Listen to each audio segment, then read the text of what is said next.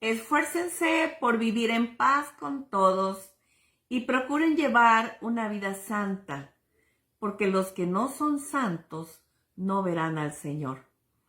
Cuídense unos a otros para que ninguno de ustedes deje de recibir la gracia de Dios.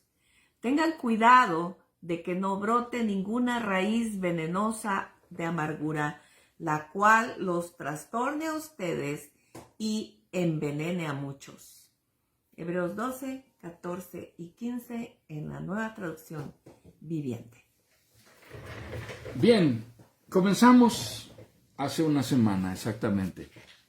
Y el tema de nuestro estudio fue Sanando en Cristo vínculos dañados. ¿De qué se trata esto? ¿De qué estamos hablando? Estábamos tratando de abordar desde una forma cristiana madura cuál es la manera correcta en que como cristianos debemos desempeñarnos en nuestras relaciones. Y saben, una cosa que podemos reconocer siendo hijos de Dios es que siempre de nosotros como cristianos, de aquellos que nos decimos creyentes en Jesucristo, siempre se esperará más. Más en relación a nuestros vínculos con las demás personas. Las demás personas siempre estarán con la percepción de que como cristianos estamos obligados a cuidar que las relaciones funcionen bien. Bien, por supuesto que esto no es falso, esto es bíblico, es cierto, los cristianos, siendo temerosos de Dios y buscando hacer la voluntad de Dios, estamos siempre obligados a cumplir el Evangelio. No solo de palabra, a vivirlo verdaderamente, a mostrar que somos verdaderamente hijos de Dios en nuestra manera de tratar a las demás personas y de relacionarnos con ellas.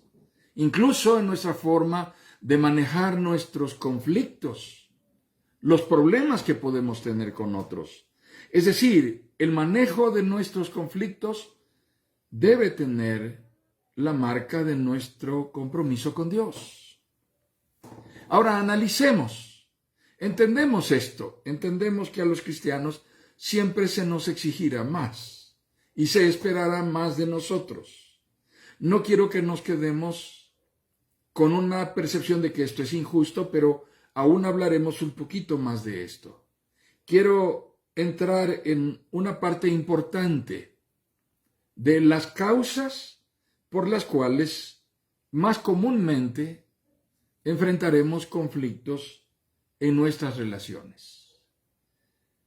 En primer lugar, yo pondría el estado emocional de las personas. No siempre estamos con el mismo ánimo interior para tolerar que alguien venga y nos diga las cosas que quiere decirnos.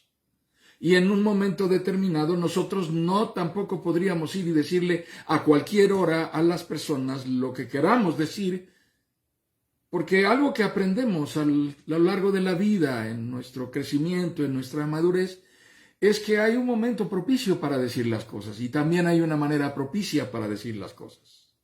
Así que el estado emocional de una persona determina qué tan complicado puede ser lo que sucederá una vez que yo haya dicho algo. Es posible que pueda evitarlo si no lo digo, si espero a decirlo en un mejor momento, o definitivamente cambio la manera en que pensaba decirlo. Quiero hacer una referencia a las personas que se autodefinen como francas. Hay personas que conozco y pueden decir una y otra vez, yo soy muy franco y siempre digo lo que pienso. Ok, me parece correcto, eso parece ser una buena característica de alguien. Sin embargo, no siempre la franqueza va acompañada de compasión. Y no siempre la verdad debe ser dicha de una manera lesiva. Hay maneras en las que la verdad puede ser dicha con toda puntualidad y con toda claridad sin que lo que estás diciendo suene como que estás ofendiendo a alguien. Entonces, la franqueza es una característica buena, pero no debemos escudarnos en la franqueza para pasarnos la vida lastimando y alejando a los demás de nosotros. Una buena medida es si más de una persona nos ha dicho que nuestra manera de decir las cosas puede ser ofensiva, lo que tenemos que hacer es reconsiderar en qué forma nos dirigimos a los demás cuando tratamos de hacerlos pensar o convencerlos de cosas que a nosotros nos parecen que deben tomar en cuenta. Tal vez encontraríamos una mejor manera de decir lo mismo sin que sea lesivo para esa persona. No se trata de no decirlo, no se trata de mentir, ni tampoco ser hipócritas o falsos. Podemos seguir siendo francos, pero tenemos que ser cuidadosos de la forma en que decimos las cosas y en qué momento las decimos. No todo momento es propicio para decir las cosas. Entonces, el estado emocional de las personas que están involucradas en un conflicto es una de las más comunes causas de conflicto. Quiero mencionar una segunda causa, y estaremos mencionando varias, quisiera mencionar varias, pero esta es la segunda causa más común de conflicto. Las personas tenemos, por nuestro trasfondo, por nuestra educación, por nuestra formación, tenemos valores, tenemos criterios y tenemos convicciones distintas a las de los demás. Unos crecemos con cierto tipo de criterios y de ideas, y otros crecemos con ideas distintas. Cuando uno de nosotros intenta convencer al otro de que las ideas de él son incorrectas, pero que las propias son correctas, vamos a entrar en un terreno de conflicto. Porque es posible que la otra persona ha vivido toda su vida con esos criterios, y él piensa que esos criterios son correctos y le han funcionado. Pero nosotros tenemos una idea diferente. Y la razón por la cual tenemos una idea diferente es porque ninguno de nosotros, amados hermanos, ninguno de nosotros, por favor, entendámoslo, aquellos que somos hijos de Dios, ninguno de nosotros somos dueños, poseedores de la verdad absoluta. Ni siquiera siendo cristianos podemos adjudicarnos la potestad de que la verdad absoluta nos pertenece. Porque podemos también equivocarnos. Una gran verdad de la Biblia es que somos falibles, podemos estar equivocados. Así que este terreno en donde nos movemos puede ser resbaladizo, puede ser como un suelo enjabonado, puede ser como un piso cubierto con una capa de nieve resbaladiza. Tenemos que ser cuidadosos en nuestro trato con los demás acerca de cuáles son sus valores, cuáles son sus criterios y cuáles son sus convicciones.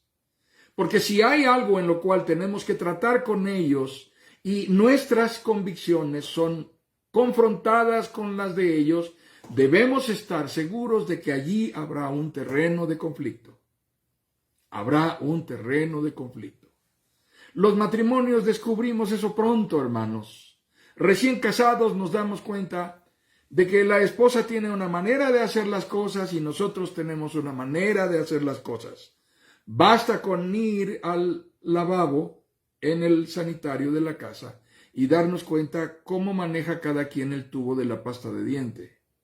Y sabremos que uno lo maneja de una manera con mucha delicadeza, lo va enrollando poquito a poco, y otro lo apachurra por todos lados y lo deja estrujado como un trozo de chicharrón recién salido de la sartén. Así que estos criterios pueden tardar en cambiar y algunos tal vez no cambiarán nunca. Y el matrimonio tendrá la alternativa de permanecer toda la vida peleando por 40 o 50 años de casados, o renunciar a tener conflictos por causas que no valen la pena y solamente enfocarse en aquello que verdaderamente tiene importancia y buscar coincidir en aquello que tiene importancia. Pero sí, definitivamente, esta segunda causa más común de conflictos radica en los valores, en los criterios, en las convicciones confrontadas de las personas. Quienes se han casado en un matrimonio mixto, es decir, una persona cristiana con un no cristiano, pronto se dará cuenta de cuán difícil es conciliar. Porque ella, si es la cristiana, el domingo en la mañana se levantará y se alistará y le dirá a su esposo: te dejé tu desayuno listo para que tú lo tomes cuando quieras. Me voy al templo porque hoy es domingo, voy a adorar a Dios. Y entonces él levantará las cejas y dirá: ¿cómo? Ese no era el trato. Tú estás casada conmigo. Yo no voy a la iglesia y tú no vas a la iglesia si yo no voy a la iglesia. Entonces, hermanos, aquí hay valores distintos y debemos estar conscientes de que esto va a ser una causa de conflicto. Debimos preverlo antes. La Biblia no nos engañó. La palabra de Dios nos habla con veracidad. Así que tenemos que ser puntuales y claros en definir nuestros valores al entrar en una relación con alguien. Definir nuestros criterios. ¿Cuáles son nuestras convicciones? Y no estaremos mal si pedimos respeto para ellas, porque las demás personas también pedirán respeto para sus convicciones, para sus criterios y para sus valores. Hay una tercera causa que quiero mencionar, y es importante que estemos conscientes de estas causas, hermanos. Ningún conflicto es inexplicable. No podemos decir un día: yo no sé por qué tenemos conflictos. Todos los conflictos tienen razones por las cuales surgen. No son cosas que brotan espontáneamente del piso, no caen del techo como una gotera que no sabemos ni por dónde va a comenzar a filtrar. Este es un aspecto muy importante. Entornos competitivos y de alto nivel de fricción van a generar conflictos.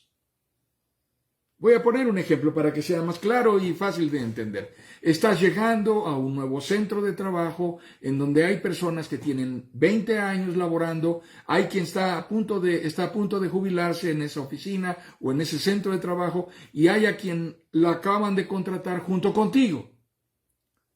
Serías demasiado ingenuo de pensar que ese nuevo lugar de trabajo se va a convertir en un pedazo de cielo para ti. Por favor, entiende. Cualquier centro de trabajo es un lugar de competencia. Las personas aspiran a tener una mejor posición. Las personas aspiran a estar mejor colocadas. Y si tú eres eficiente, tú te vas a convertir en el competidor contra el cual tendrán que contender a fin de lograr un mejor posicionamiento. Tienen que convencer a quien está por encima de ellos de que tú no eres tan eficiente como ellos y harán todo lo posible y si es necesario, intrigarán, engañarán, levantarán falso testimonio y cometerán muchas faltas y atropellos a tus espaldas. Así que no tienes por qué darte por decepcionado y decir: ¡oh! ¿Qué está pasando? Este lugar parece un pequeño infierno o un gran infierno. No, en el terreno de la realidad. Cualquier centro de trabajo es un entorno competitivo. Tienes que entenderlo. Debes saberlo.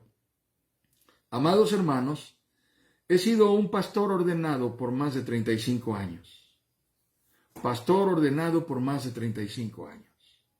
He sido un predicador del Evangelio de Jesucristo por casi 50 años. Quiero decirles, aún allí en donde el ministerio se desempeña, también puede llegar a ser un ambiente altamente competitivo. Así que no pensemos que cualquier lugar de trabajo, cualquier oficina, cualquier taller, cualquier empresa en donde tú llegas a desempeñarte será un pedazo de cielo. No, definitivamente será un pedazo de territorio de pelea. Habrá batalla. Y lo mejor que puedes hacer es contender con las mejores armas. Una competencia limpia. Ejerce y desempeña tu labor con eficiencia, con puntualidad, con apego, con interés y trata de librarte de los golpes bajos que eventualmente te lanzarán. ¿Y qué pasa con la competencia en el matrimonio? Alguien podría estar pensando, no, el matrimonio cristiano es un pedazo de cielo. Amados hermanos, la primera gran lucha que un matrimonio sufre y experimenta recién casados es una lucha de poder. Es una lucha de poder en donde cada quien tiene que marcar su territorio. El primer ajuste de una pareja involucra cierta parte de competencia para determinar quién asume el mando en qué. Hermanos, quien ha estado casado entiende de lo que estoy hablando. Y quien tiene poco tiempo de casado ya lo está viviendo. Y quien nunca se ha casado y sueña con que se va a casar y será feliz para siempre, debe dejar esa parte de la historia para los cuentos de princesas y príncipes. En el terreno de la realidad, la pareja tendrá que encontrar el justo medio de avenimiento en donde sean una sola carne y revelen respeto el uno por el otro. Y dejen de competir por cosas que no valen la pena. Entonces tendrán paz, podrán construir armonía, podrán construir unidad. Los matrimonios competimos hasta que nos cansamos y llegamos a un punto en el cual decimos, bueno, no vale la pena seguir riñendo por esto. Pongámonos de acuerdo. Tú te haces cargo de esto y yo me hago cargo del otro.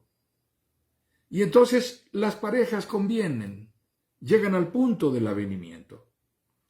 Así que todo territorio en donde hay personas que están juntas tratando de desempeñar alguna actividad o alguna labor se va a convertir en un territorio de competencia. Tal vez usted no esté de acuerdo con lo que voy a decir y lo respeto, pero lo que voy a decir está fundamentado en la experiencia. Aún nuestra participación en una iglesia, en una congregación cristiana, en un ministerio cualquiera, el ministerio femenil, el ministerio juvenil, el ministerio de un coro, el ministerio de la enseñanza, puede llegar a ser, y no digo que esté bien que lo sea, pero puede llegar a ser un territorio de alto nivel de competencia. Porque las personas tenemos en nosotros una tendencia natural a buscar el reconocimiento, a reclamar que se nos dé mérito por lo que hacemos. Y nos sentimos decepcionados cuando alguien no nos reconoce nuestro esfuerzo. Y parece sí reconocer el esfuerzo de alguien más. El pastor sí le dice que estuvo muy bien lo que hizo a la hermana, pero a mí no me lo dijo. ¿Qué está pasando aquí? Porque a mí nadie me dice que está bien la manera en que canto los himnos y parece que están muy contentos con la manera en que los canta aquella hermana. ¿Qué tiene aquella hermana o qué tiene aquel hermano que no tenga yo? ¿Y se dan cuenta cómo va surgiendo? Y no es un demonio de la competencia. Es nuestra propia naturaleza humana, egoísta, ególatra, que busca reconocimiento.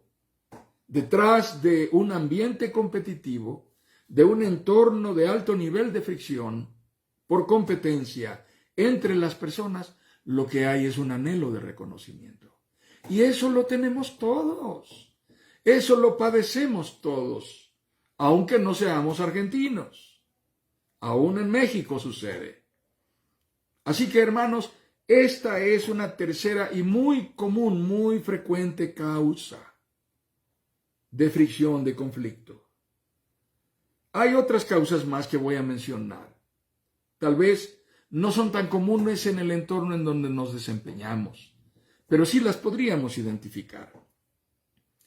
Es una causa de conflicto cuando hay prejuicio, cuando hay fanatismo, cuando hay una forma de extremismo o alguna forma de recelo por causas de carácter racial o étnico, de carácter cultural, ideológico, de carácter político, de carácter religioso, de carácter económico.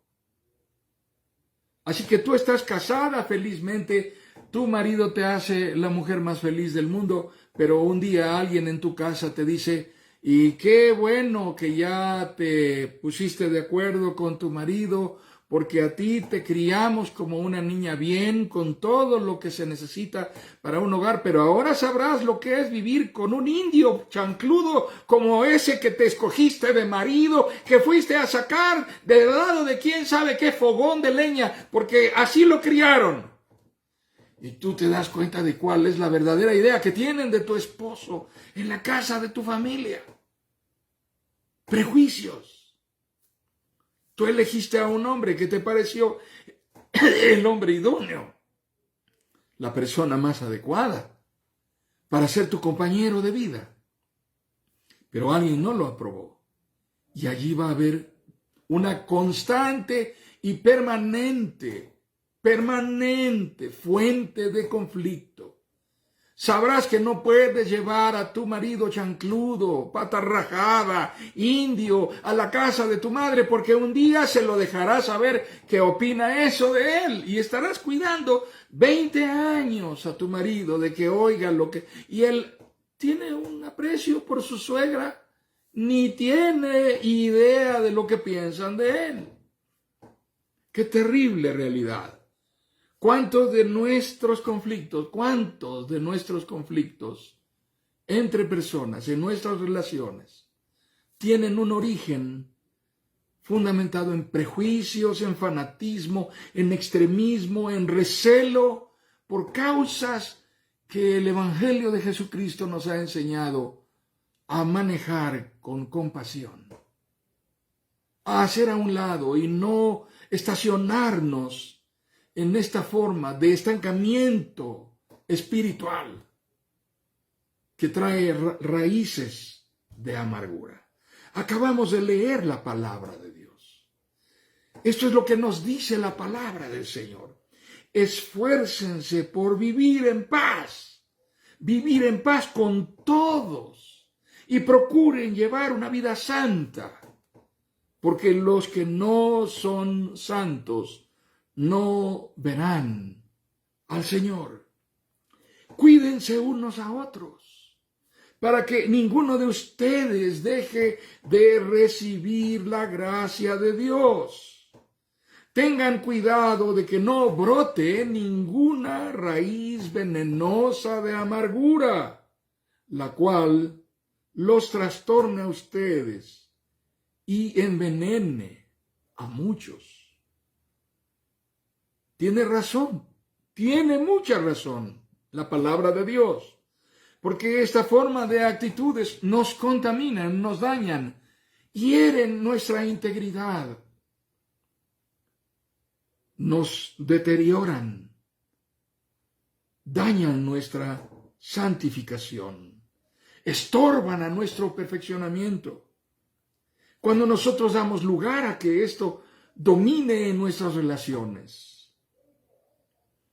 las personas preferirán alejarse de nosotros antes que buscarnos. Las personas no se acercarán a nosotros considerándonos confiables. Tendrán temor. No vendrán a nosotros porque temen ser lastimadas. Cuando hablamos de personas lastimadas, estamos hablando de todos nosotros. ¿Quién no tiene una herida dolorosa en su corazón? ¿Quién no puede identificar o dar con una historia en su crecimiento, en su desarrollo, en donde diga, esto que pasó me dolió? Esto que pasó cuando yo era niño me dejó una memoria que aún cuando viene a mi mente, hace que mis ojos se llenen de lágrimas. Y este es un terreno en el cual quiero entrar esta noche. Tomaré unos minutos para hablar de esta causa fundamental de nuestros conflictos unos con otros. Las heridas emocionales. Heridas en nuestro corazón. ¿Qué son las heridas emocionales, hermanos? Las heridas emocionales son un conjunto de sentimientos y de emociones no resueltos. Sentimientos y emociones no resueltos. Cabos sueltos en nuestro interior que nos han marcado a lo largo de nuestras vidas y que constituyen una influencia en nuestro patrón de comportamiento. No son cosas que hemos llevado a Cristo. No hemos venido a Cristo con este equipaje de dolor y entonces esto está aún sin resolverse.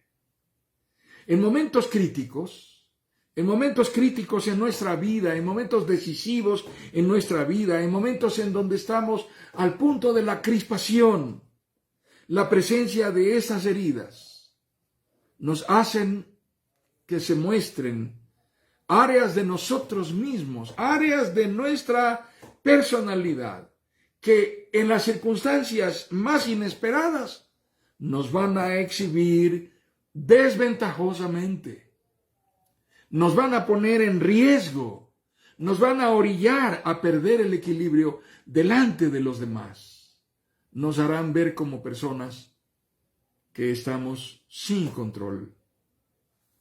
Estas son las heridas emocionales. Pero Dios trata con esto.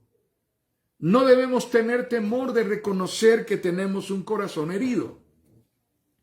No debemos tener temor de venir a Cristo con un corazón herido y aceptar que algo marcó nuestra vida en el pasado y que hemos estado luchando con esto y que cada vez que llegamos a un nuevo lugar parece que allí hay una persona exactamente idéntica a la que alguna vez nos hirió o nos hizo daño. ¿Con qué podemos asociar a las heridas emocionales? En primer lugar, con recuerdos dolorosos. Recuerdos de abandono, recuerdos de rechazo, recuerdos de agresión y de violencia, recuerdos de menosprecio, de despojo, de decepción. Cuando hay algo guardado en nuestro corazón que está vinculado con este tipo de percepciones y de sentimientos, vamos a experimentar dolor. Y no desaparecerá solamente por decir, ay, ya estoy harto de esto, ya, se acabó. No, esto recurrentemente vendrá a nuestra memoria. Recurrentemente estará viniendo a nosotros y estará ahondando el dolor, mientras no lo hayamos resuelto delante del Señor. En segundo lugar, están como causa de nuestras dolorosas heridas, las más sensibles para nosotros, situaciones en las cuales hemos estado expuestos a la adversidad y la tragedia. Situaciones como las que estamos viviendo ahora, en donde familias han vivido el proceso de perder a seres queridos. ¡Qué tremendo es eso! De ver a alguien hospitalizado largamente, agonizando. Esto hiere profundamente, pone en una condición vulnerable emocionalmente a cualquiera. Nadie tiene la fortaleza suficiente como para afrontar esto solo, sin ayuda de otros. En tercer lugar, nos van a dejar heridas profundas las experiencias traumáticas de separación, de ruptura, la pérdida o el fracaso. Un negocio en el cual invertimos todo lo que habíamos ahorrado por largo tiempo y de pronto esto no prosperó. Y ahora no solamente no tenemos nuestros ahorros, sino que aún hemos quedado endeudados. Y estamos en una condición dolorosa interiormente. Hay una pérdida. El duelo lo es también. Cuando tenemos que despedirnos de alguien a quien hemos amado. Amados hermanos, si nos duele perder a un cachorro, a una mascota, a un gato, a un perro que nos ha acompañado largamente por muchos años, ¿cuánto más no nos dolería perder a alguien entrañable como a un padre, a una madre, a un hijo, a un hermano? Esto es doloroso, esto marca nuestras vidas y no desaparece solo con tronar los dedos y decir, en el nombre del Señor ya no me duele. No. Por alguna causa el Señor Jesucristo dijo clara y puntualmente, bienaventurados los que lloran. porque ellos recibirán consolación. Así que estamos delante de Dios con heridas provocadas por nuestros duelos y nuestras pérdidas. Un divorcio provoca un duelo profundo. Las personas necesitan ayuda frecuentemente para superar el proceso de la ruptura en un matrimonio. El despido en un trabajo también significa una sensación profunda de pérdida dolorosa en el alma. Y hay otras dos causas más que quiero mencionar. Circunstancias extremas de carencia o limitaciones. Haber crecido con extremas limitaciones. Hay personas que llegan a los 50 o a los 60 años y todavía recuerdan diciendo, yo crecí con apenas un bocado de pan al día. Habían ocasiones en las cuales anochecía y no había más que un pedazo de pan para llevarnos a la boca. Y no era suficiente. Dormíamos con hambre. Nos arrullaba el ruido de nuestros estómagos porque no habíamos comido suficiente. Hermanos, estas son memorias que duelen. Son memorias que duelen y duelen más aún cuando parece que nadie a nuestro alrededor valora eso. Parece que a nadie alrededor nuestro le importa eso. Nos pesa en el alma. Sentimos que somos menospreciados cuando nadie toma en cuenta lo que hemos sufrido. Y por supuesto, enfermedad y discapacidad también son causas de heridas. Nuestro corazón está doliente porque somos personas atípicas en nuestras habilidades, en nuestras capacidades. Y eso nos marca emocionalmente. Heridas que son como cabos sueltos, que en algún momento pueden hacernos mostrar de manera impredecible, inesperada, la peor faceta de nosotros, el peor lado de nuestra personalidad o de nuestro temperamento. Y entonces sí, los demás dirán, ¡ay, míralo, qué barbaridad! ¡Qué mal! ¿Cómo se pone? Pero nadie tiene ni la menor idea de cuánto tiempo tienes soportando la presión de estas heridas. Así que tenemos que ser sensatos, tenemos que ser sabios y prudentes. Hemos dicho que una de las principales, si no es que la primera causa de conflictos entre las personas, es el estado emocional de las personas. El estado en que las personas vienen a una relación con alguien más. Al entender esto tenemos que actuar con sabiduría, porque existen un determinado número de emociones que puede variar según lo que dice cada uno de los expertos en materia emocional. No hay un acuerdo unánime, aunque hay varias tendencias y parecen coincidir. Estas tendencias revelan que hay unas 6 tipos de emociones, otras hasta 9 emociones. Voy a enumerar las emociones que son fácilmente reconocibles. Tristeza, felicidad, amor, miedo, vergüenza, ira, sorpresa, asco o repulsión y culpa. Algunos de nuestros conflictos en las relaciones con otras personas se deben a emociones dominantes que nos llevan a reaccionar de manera irreflexiva o de manera impulsiva. He mencionado estas 9 emociones, pero ¿cuál de ellas es dominante en mí? Me refiero a cuál es aquella que yo elijo para reaccionar de primera mano y por definición cuando se trata de una situación que de pronto tengo que afrontar. Yo siempre reacciono con ira. Yo siempre reacciono con sorpresa. Yo siempre reacciono con miedo. Cada quien reacciona de una manera diferente y esto será determinante en nuestra manera también de relacionarnos. ¿Cómo reacciono cuando siento que alguien no está siendo franco conmigo? ¿Cómo reacciono cuando siento que he sido decepcionado? ¿Cómo reacciono cuando descubro que una persona no está tratándome con justicia, con igualdad? Y aquí es en donde nosotros tenemos que reconocer cuáles son los valores cristianos con los cuales somos llamados por Dios a relacionarnos. Somos llamados a relacionarnos con los valores del reino de Dios. Los valores y los principios que norman nuestra ciudadanía como ciudadanos del reino de Dios.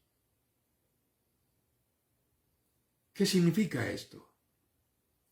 Quiero mencionar 5 aspectos que son radicalmente esenciales en nuestro reconocimiento de cómo es la forma que Dios nos muestra a través de su relación con nosotros, la manera en que Dios se relaciona con nosotros.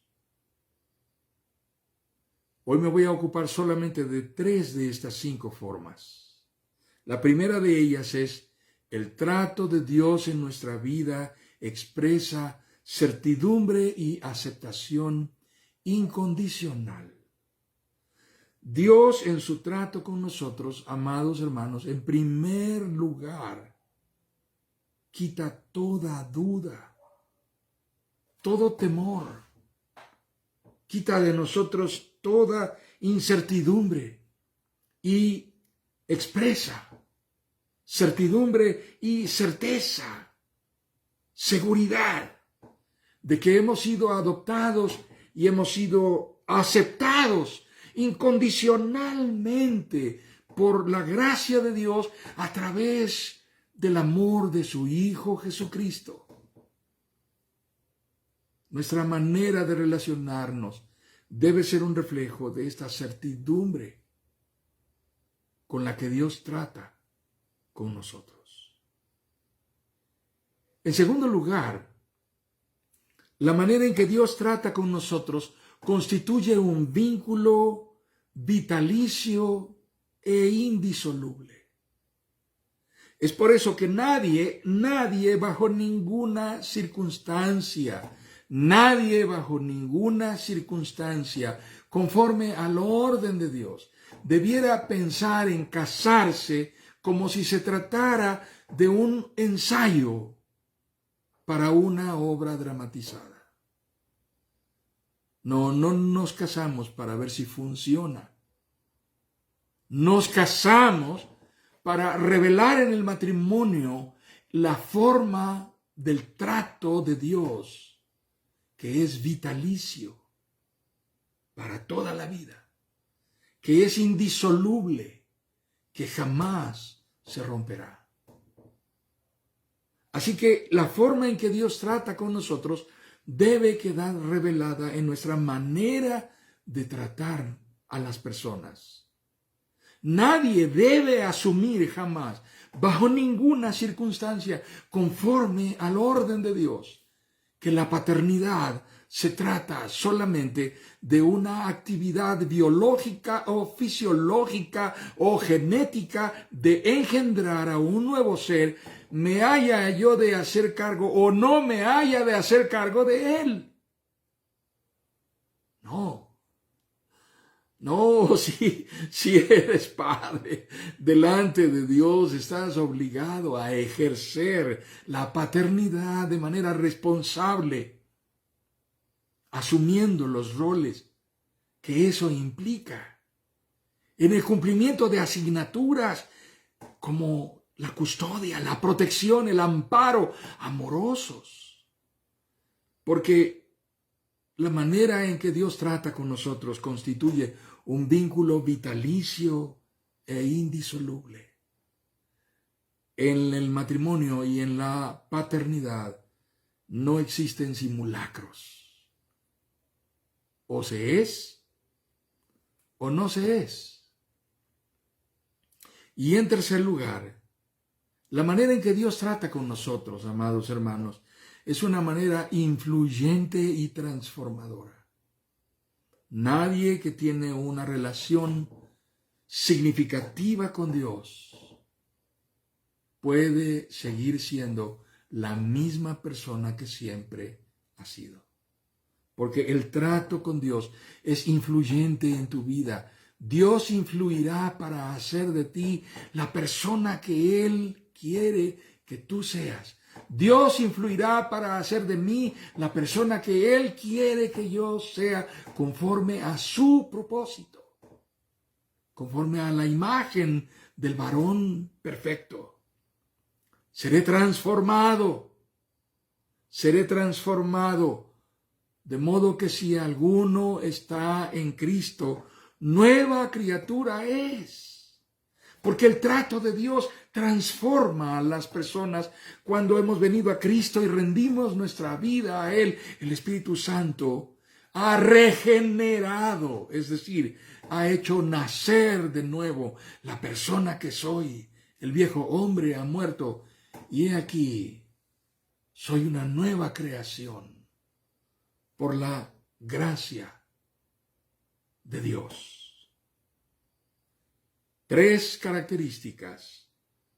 La manera en que debemos aprender a relacionarnos conforme a los valores del reino de Dios tienen estos 3 signos característicos que reflejan el modo, el trato, la forma del trato de Dios.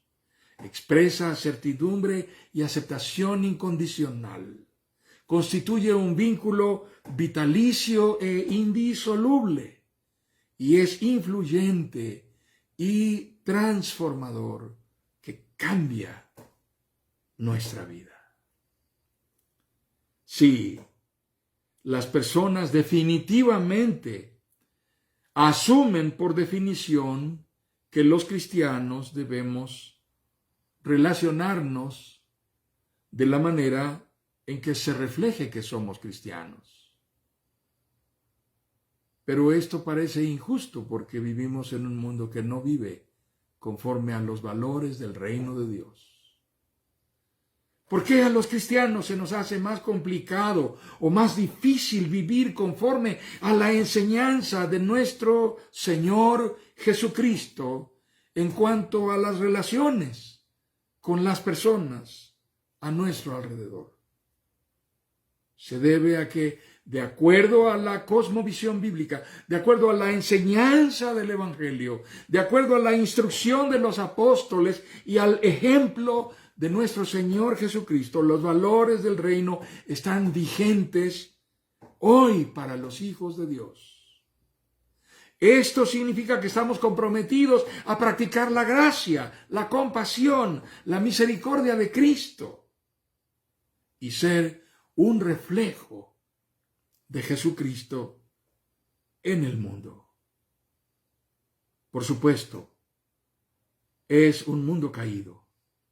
Por supuesto, es una sociedad depravada.